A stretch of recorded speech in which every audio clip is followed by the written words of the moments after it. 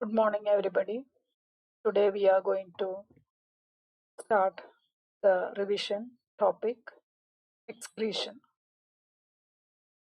So, it is the process of removal of nitrogenous waste materials from the body that is collectively called as excretion. So, how this nitrogenous waste material is formed? It is by the breaking down of protein. Proteins are made up of amino acids. When the amino acids are utilized, carbon and oxygen will be taken and the nitrogen will be given out as waste that cannot be used by the body. So that waste is eliminated because it is toxic. It is eliminated with the help of excretory system. So it is the removal of nitrogenous waste. And in lower organisms, it is by simple diffusion. Example, amoeba. So amoeba, it is by simple diffusion through the body surface itself. It is eliminated. And when we are taking into higher organism, that is fishes, amphibians, and reptiles, birds, etc., can say the nitrogenous wastes are eliminated broadly into three different types. Human beings and even frogs also, the nitrogenous wastes are removed in the form of urea. That means first it will be formed, it will be converted into ammonia. Then this ammonia will be transformed into or modified in the form of urea because it requires moderate amount of water for its elimination and less amount of energy. Whereas reptiles, birds and all, they are mainly living in water scarcity, living with water scarcity. So they cannot eliminate much amount of water. So they are converting the urea or ammonia into uric acid, which is less soluble in water, and it can be eliminated in that form by spending more amount of energy. But even then, they need not lose much amount of water. Then the third category is mainly ammonia.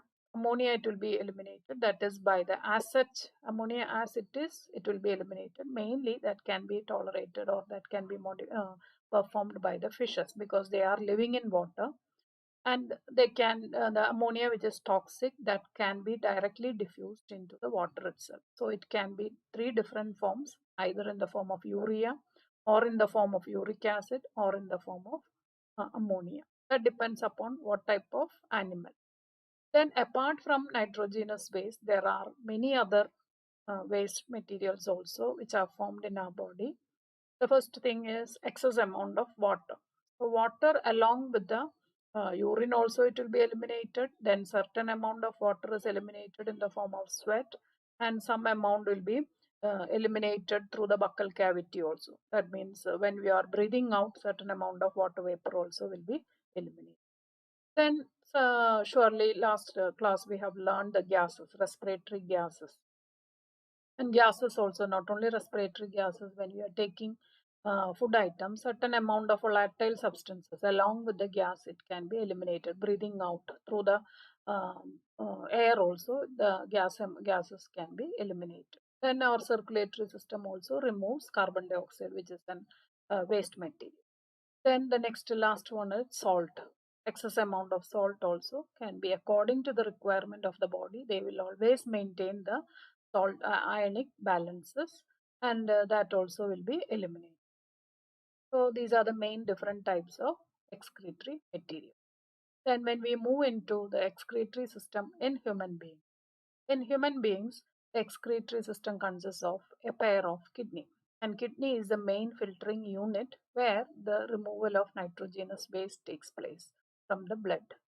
And from the kidney, there are one pair of each kidney, one tubular structure emerges out, and that tubular structures is called as ureters. So altogether, one pair of ureters will be there. Through that only, within the kidney, the urine will be formed. That will be collected within the ureter, and it will pass through that tubular region. Then it will be finally collected in a highly elastic bag that is called as urinary bladder. And when the urinary bladder gets filled with the urine, it will pass out through the channel to the exterior that is called as urethra. So it will pass through. In male means it will pass through the penis, and in female means it will be voided through the uh, urinary opening. So here, this is the structure and the diagrammatic sketch of excretory system. So here you can see a pair of kidney, and kidney is the structural and structure which is related with the filtration of the blood. And in that kidney itself, we can say it consists of very minute structural and functional unit um, that is called as um, nephron. And in each kidney, there are approximately 1.2 million nephrons are there. So these nephrons only makes the kidney as the main structure of excretory organ. And it is the nephron, when you are saying, it is a structural and functional unit of kidney. There the filtration of blood takes place. So how this kidney is receiving the blood? So kidney receives the blood from the um, renal artery, and renal artery, it is formed from the, or it is emerged from the aorta. So aorta will divert the blood from to the branch, to one of its branch. That branch is called as renal artery. Renal artery enters into the kidney. So the kidney will get enough amount of blood that will be through the efferent arterioles, the branches of this one. Through that, it will enter into each and every nephron. So there, when the blood is delivered into the nephron, there the filtration will take place. When it passes through the filtrate, when passes through, the needed nutrients will be absorbed, and waste materials will be secreted. In that way, within the kidney, the urine will be formed. That only will be voided through the tubular region. The tubular regions are called as ureter. And from the ureter, the urine will be collected in this bag that is urinary bladder. So from both the kidney, one tube will emerge out. In return, after the purification, the blood will be collected by, or after the filtration, the blood will be collected by the renal vein, which will join into the vena cava, inferior vena. So this structure is very important with the diagram. And when we are saying this kidney, the size, the right kidney is slightly smaller than the left one. Why it is slightly smaller means because on top of that only the liver is accommodated. So because of continuous positioning of the liver on the right side, the right kidney slightly lower and smaller than the left kidney. Now we'll move on to, so this diagram is very important. You should learn how to draw excretory system. If they are asking means you have to draw this diagram, neat label diagram with the proper heading. Now we'll move on to the detailed structure of structural units, or we can say the nephron. So nephrons, when we say, it is the structural and functional unit of kidney. And inside the nephron only, the mainly the removal of nitrogenous waste, and at the same time it is acting as the kidney itself. When we are saying the function, it is acting as the excretory organ, along with that osmoregulatory also. Osmoregulatory means the water and ionic balance. So within the nephron itself, when the urinary the waste the filtrate passing through, they will remove the nitrogenous waste as well as the water and ionic balances. When the water is the body is deficient of water, more amount of water will be absorbed. When the body consists of excess amount of water, it will take more amount of water from the body and it will eliminate along with the urine. So depending upon the climatic condition as well as the body condition, the reabsorption of water will be taking place in that way. Okay, so it is acting as the nephron itself or the kidney itself. When we are saying the general function, it is acting as the excretory organ as well as the osmoregulatory organ. So both removal of nitrogenous waste as well as the maintenance of water and ionic balance is mainly controlled or mainly regulated with the help of nephrons. So there are each kidney there are around 1.2 million nephrons. And each nephron consists of the parts of the nephron. When we are saying it consists of four important parts. The first part of this nephron is called as Bowman's capsule. It is a cup-shaped structure, double-walled, and in that concavity, the branch of renal artery that is called as efferent artery. It will enter into, and there once it enters into that cup-shaped structure, it will divide into many branches. So each branch like this, it will be divided, and further it will divide into a network of capillaries. So it is a collection of capillaries or collection of blood vessels, minute blood vessels, and it will be appeared in the form of a tuft of rope. Hence the term, the word meaning of glomerulus itself is tuft of rope. So it will enter from this, and then it will divide into efferent arteriole. It will enters into the Bowman's capsule. It will divide into minute capillaries. And when the blood is carried by the renal efferent arteriole, when it reaches the capillaries, the fluid part of the blood will be collected in the cup shape. So within the cup, the fluid part will be collected, and except the RBC and the proteins, rest all component, majority of the fluid part will be filtered into the cup.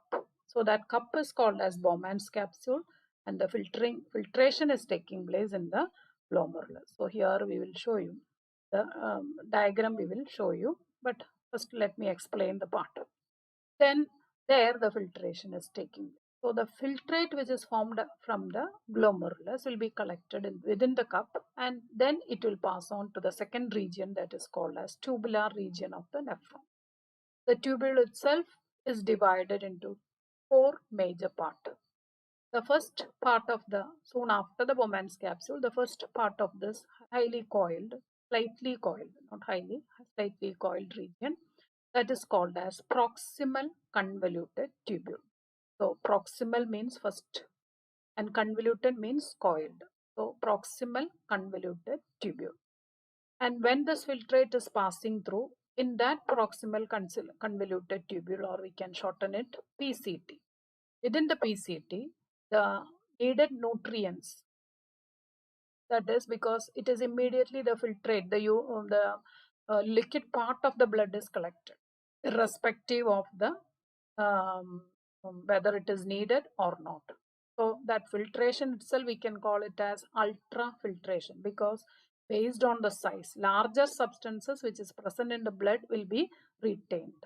The smaller components along with the fluid part only is collecting. So smaller components means it may contain glucose, amino acids, and other important needed nutrients. That needed nutrients we cannot waste along with the urine. So that has to be reabsorbed. So within the PCT, the needed nutrients which are oozing out or which are filtered from the blood into the Bowman's capsule will be reabsorbed.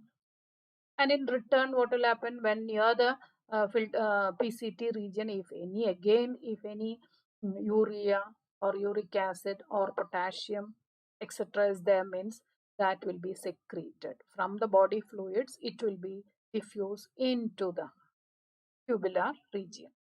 So there in the PCT, both reabsorption as well as tubular secretion will take place. So here I will show you the diagram. Then again it will pass on to the next region. That region is called as, it is hairpin structure and thin tubular region. That region we can call it as the loop of Henle. So this region, the loop of Henle, it is hairpin structure. Why it is called as hairpin structure means one descending tubular region and one ascending tubular region. These two regions is mainly controlling in concentrating the amount of urine. And descending limb is permeable to water, and ascending limb is permeable to sodium chloride. So when the fluid part is passing through this, majority of the water will be reabsorbed in this side. So the osmolarity of the blood will increase. And then when it passes through this, it is impermeable to water, but it is permeable to sodium chloride. So if the concentration is becoming more and more higher, then sodium chloride also will be diffused out. So in that way, always there will be a particular amount of osmolarity or osmotic concentration will be maintained. And the filtrate will pass through the third region. That region is called as TCT, distal convoluted tubule. There also the water and minerals, if excess in the one, or if it is required for the body, means that will be absorbed. Then it will, from all the nephrons, different parts of the nephrons, finally all the DCTs from all the nephrons, they will be collected into a main tube. That tube is called as collecting duct. This collecting duct only join out in the form of ureter. So the urine is formed within the kidney. And these two main processes, that processes are called as tubular reabsorption and tubular secretion. So reabsorption is mainly taking place within the PCT, that is glucose and amino acids and all will be reabsorbed back into the blood. And how it is reabsorbed into the blood means, we are, as we already said, the glomerulus, the filtration. After the filtration, the remaining part of the blood along with the protein and other RBC and all, it will be passed on through a network of vessels. That network of vessels which overlaps the loop of Henle is called as vasa recta. So whenever the water and the needed nutrients are released, that will be immediately reabsorbed into the blood. So all the needed nutrients that will be carried, that will be taken from the tubule or from the nephron back into the blood, and it will come out of the nephron and it will join with the renal vein. The renal vein then ultimately leads into the vena cava. Okay, so like that, the blood supply always will be ensured within the kidney, and that too, it will reach into each and every nephron. And it will be after the filtration, after the removal of nitrogenous waste material, the fluid part of the blood, even though it is passing through, the important components will be reabsorbed back into the blood, and then the osmolarity of the blood will be maintained in a constant. The remaining filtrate unwanted substances along with the water, it will be collected within the collecting tube. Then it will join with the ureter, and it will pass out of the kidney. Then it will be collected within the urinary bladder. And when the urinary bladder is filled with urine, then it will be passed through the urethra. So these are the main important components. So here once again I will explain it. Inside the Bowman's capsule, there is a network of blood capillaries called as glomerulus. The renal artery brings oxygenated blood to the kidney, but it is only oxygen only present, but the nitrogen wastes are more. So that nitrogenous waste has to be removed. That is why it is sent to the kidney. So along with the nitrogenous waste like urea, uric acid, and if any drugs are there, means all those things, all the waste material. And branch of renal artery called as efferent arteriole enters the capsule, that means Bowman's capsule, and forms glomerulus and goes out as efferent arteriole. I will move on to the next slide. Renal tubule, the structure of renal tubule. The renal tubule is a long and convoluted structure that emerges from the glomerulus and can be divided into three main important parts. That is, the first part of the renal nephron is called as, or the tubular region of the nephron is called as PC. And the second part is called as loop of Henle. The third part of the renal tubule is called as distal convoluted tubule. So the filtrate that is coming out of the Bowman's capsule, coming into the or coming out of the glomerulus, will be collected in the Bowman's capsule. From there, it will pass into the PCT, then loop of Henle and DC, and ultimately collected by the collecting duct. And then it will be passed on to the ureter. Then the main three important processes, the blood gets the formation of urine. The blood gets filtered through the glomerulus, and this filtrate enters the tubular part of the nephron. As the filtrate moves down, the main important parts which are reabsorbed is glucose, amino acids, salts, mainly sodium. and excess amount of water gets selectively reabsorbed according to the requirement of the body. When the temperature is very high, the evaporation of body water through sweat and all will be increased. So in that case, we have to retain more amount of water. So more reabsorption of water will take place. And in the rainy season, the sweating and all will be minimum.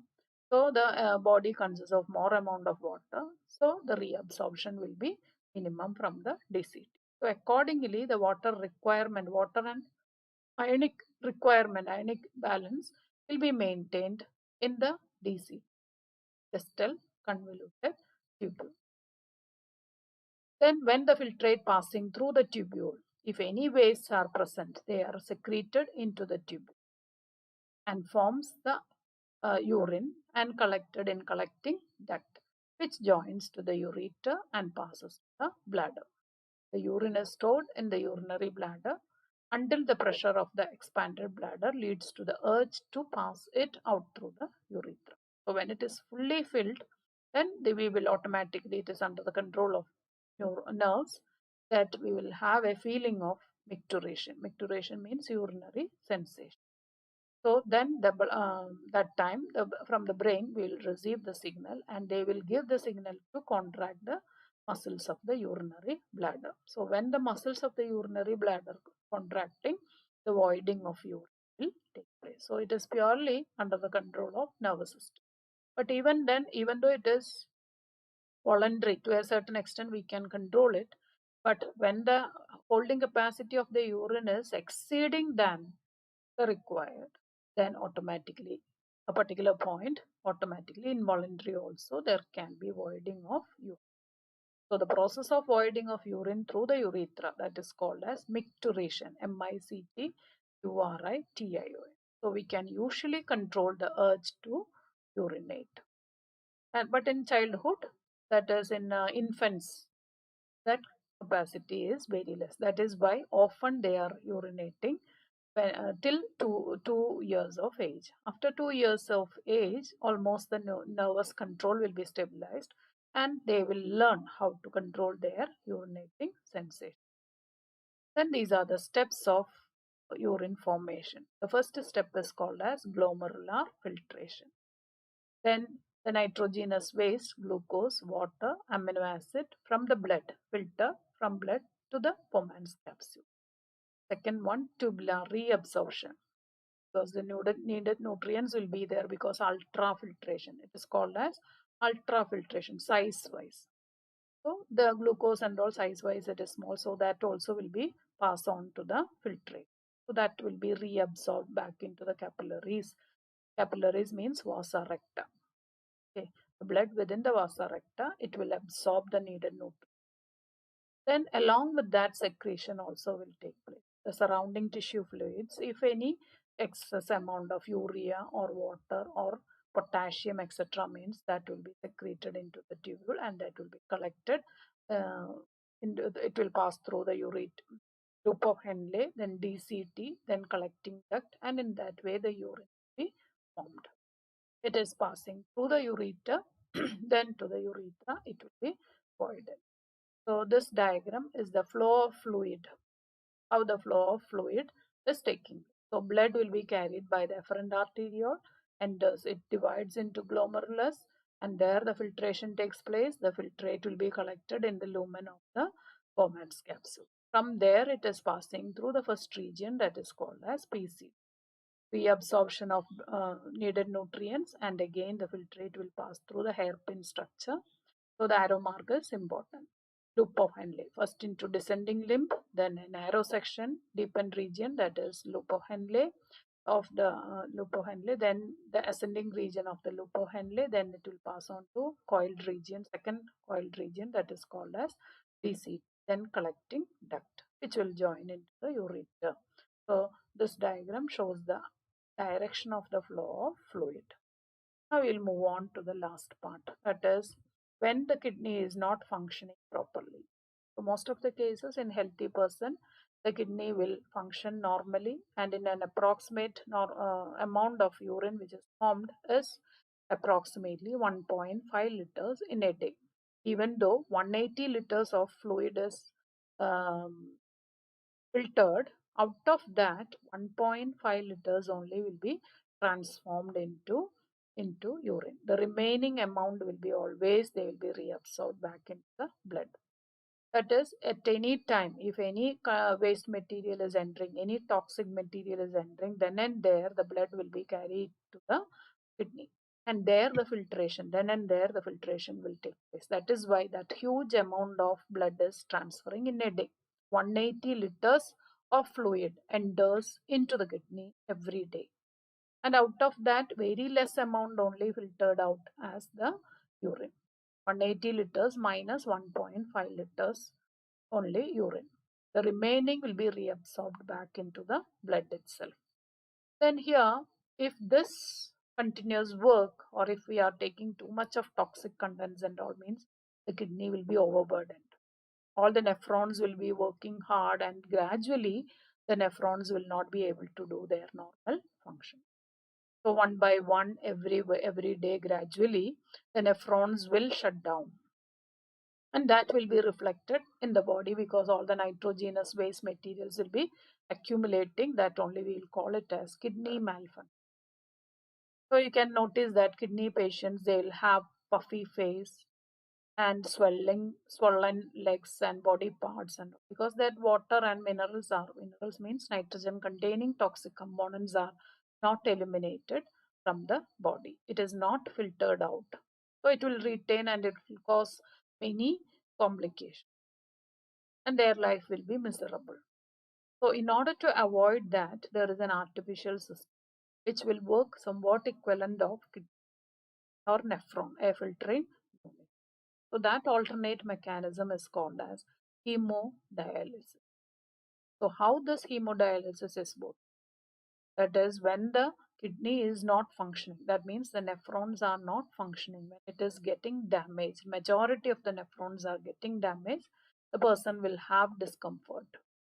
Their body, their blood will contain more amount of creatinine, the nitrogen content, only nitrogen containing amino acids, and that all, then sugar, and then other components also, potassium will be more, and in such cases the blood from the patient will be drained out because there is no other way. The kidney stop the function, so it will be taken out and it will be allowed to pass through a tubular, highly coiled tubular cellophane tubes.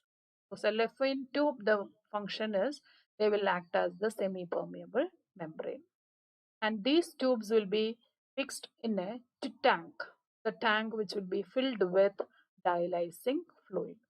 So what do you mean by the dialysing fluid? Means it is a fluid which is having the almost the same components, mineral components and water same as the blood, except the nitrogenous. So the blood will contain more amount of nitrogenous waste, whereas the dialysing fluid will contain no waste. So this is the cellophane tube is acting as the plasma membrane, somewhat like a plasma membrane. So that means semi-permeable.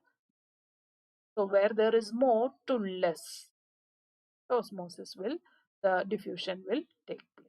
Osmosis itself will take place. So the nitrogen containing waste will be collected within the tank which contain the dialysing, and that waste will be collected in a separate bottle and simultaneous. So when the fluid is being collected in separate bottle, here the fluid deficiency will be there, that will be refilled with the help of fresh dialysing fluid.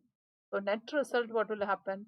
The blood of the person will be passed on through this tube, and the waste materials will be gradually removed. So like that, many times when it is circulated, the majority of the nitrogenous waste can be removed from the kidney. So that process is called as hemodialysis. So here one more aspect we have to give, because when the blood is taken out, there is a chance of clotting. Because whenever the blood is exposed out, the fibrinogen, last class we have learned, fibrinogen will get activated and it will convert into fibrin and etc. So in order to prevent that clotting of blood, we will add the anticoagulant. Heparin will say. So this heparin will be added, and then that only will ensure that always there is a flow of blood through the cellophane. Then before uh, directing it after the purification, the blood will be directed back into the blood itself, into the body. So before that, the heparin will be removed and the blood can be freely redirected back into the body. So for that, taking and redirecting it into the body, the branchial artery. Okay, that means in the wrist region, the blood it can be injected. But continuous hemodialysis, sometimes the wrist artery will become damaged, and then maybe to the leg or to the neck accordingly they have to do. And this is not a permanent solution, because as the days goes on, sometimes the hemodialysis will not be sufficient for maintaining the healthy condition of the body. So in such cases, severely damaged, if the kidney is severely damaged, means then there is another option, that transplantation. So what do you mean by transplantation? Means the kidney as such from a donor. So donor means brain death. The patients which are already declared as the brain death. That means the nervous system will be damaged, but the body systems will be functioning. So from such healthy persons, we can, with the help of their consent from their family members, or the patient itself, sometimes before the in their life itself, the healthy condition, they might have voluntarily given their name for organ donation, and all means the kidney can be received. There are many formalities are there for the receival of kidney, and it should be matching with the tissue of the recipient also. So if it is a suitable matching kidney, that can be taken and it can be introduced to the body, and that in that way our body will receive, and gradually it will accept it as its own kidney, and the normal function can be done. That is either hemodialysis if it is not that much severe, and if the damage is very severe and it cannot be proceeding with the hemodialysis alone, means transplantation also is possible. Now we will move on to how the excretion is taking place in plants, and also the waste materials will be produced. So mainly there is no excretory system as such, but even then there are, with a different mechanism, they are eliminating their waste material. So oxygen and carbon dioxide is mainly because oxygen is formed as a result of as a waste material as a result of photosynthesis, and carbon dioxide as a result of respiration. So if any waste material is accumulating, means they will eliminate along with the stomata. Then if water is present in the plant in as excess, means it will be by transpiration, that too through the stomata. Then next one, if any other excess waste materials or synthetic material are produced by the plant, and then it will be normally the old leaves and all, they will shed their leaves. So along with that, the minerals and other components and other waste material, salt, etc., and all, means that will be along with the shedding of the leaves, the waste material also will be removed. Not only leaves, the bark, the outer covering of the tree, guava tree and all, you might have seen, their bark will be always peeled off. So along with that peeling, the dead cells will contain more amount of waste materials that will be eliminated. And apart from that, there are certain plants, that is rubber, gum, resins, and etc. They secrete certain products, and that will be eliminated along with the body secretion. So eucalyptus oil is a waste. Then rubber plant, rubber milk, that is a waste, white juicy secretion. So when you are making a cut or this one, the tree trunk itself will ooze out or will produce the latex or the milk of the rubber. From there only we are making the rubber. Then Christmas tree will say, that is kundirikam and all, gum. Then resin, latex, like that way they will eliminate. Then some amount of waste material they are directly eliminating in the soil through the roots. So all these are the different mechanisms by which the plants also can release their waste materials. So all these are the main topics we are considering, or we have learn within the topic excretory system. So in this, mainly two diagrams are important. Excretory system in man means that kidney, ureter, urinary bladder, urethra with two blood vessels. One is vena cava, inferior vena cava. It will take the blood vessel that is vein, renal vein joined with the inferior vena. The same way, renal artery that is from aorta, then it will enter into the kidney. So all those things with a distinct color and distinct this one you have to label it, and always label the right kidney and the left kidney. Right kidney is on our left side. Okay, left kidney is our right side. So you should not interchange. If you are interchanging, you will lose the marks. Then the next diagram, important diagram, is nephron. So in the nephron, you have to draw the renal, efferent arteriole. You have to label the glomerulus. From the glomerulus, another blood vessel that is arising, coming out, that is efferent arteriole. Then Bowman's capsule, cup-shaped structure. Then tubular region, in that PCT should be clearly marked. Loop of Henle. Then DCT, collecting duct. Then the efferent arteriole further divides into many branches, and finally it will join with renal vein. So that network of blood vessel you have to mark it as the vasa recta. Then loop of Henle itself, descending limb separately you have to label, ascending limb separately you have to label. So always diagrammatic questions they can ask from this topic. So with this we have come into conclusion, and study well.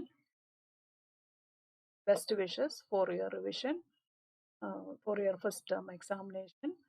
Do it properly. Best wishes.